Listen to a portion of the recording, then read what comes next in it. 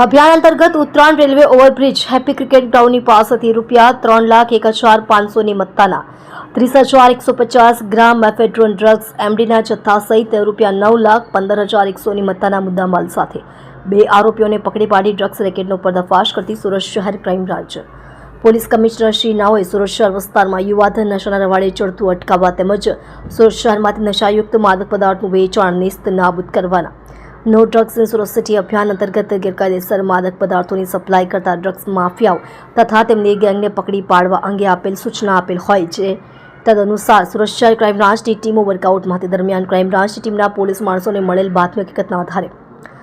Amroli Uttarayan railway ઓવરબ્રિજની નીચે આવેલ ગરનાળા પાસે આવેલ હેપી ક્રિકેટ ગ્રાઉન્ડની સામે જાહેર રોડ ઉપરથી સ્કોડા 4 વ્હીલ ગાડી રજિસ્ટર નંબર JJ05CM 8995માં પ્રતિબંધિત મેફેડ્રોન ડ્રગ્સ એમડી લઈ આવનાર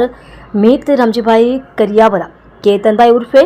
વકીલ મનસુખભાઈ પટેલ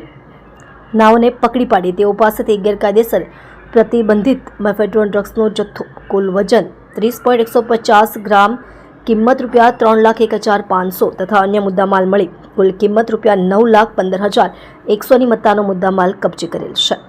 આપ જોઈ રહ્યા છો ગુજરાતની સૌથી પહેલા ખબર આપતી Surat express news channel director Rajesh મંગલેની સાથે।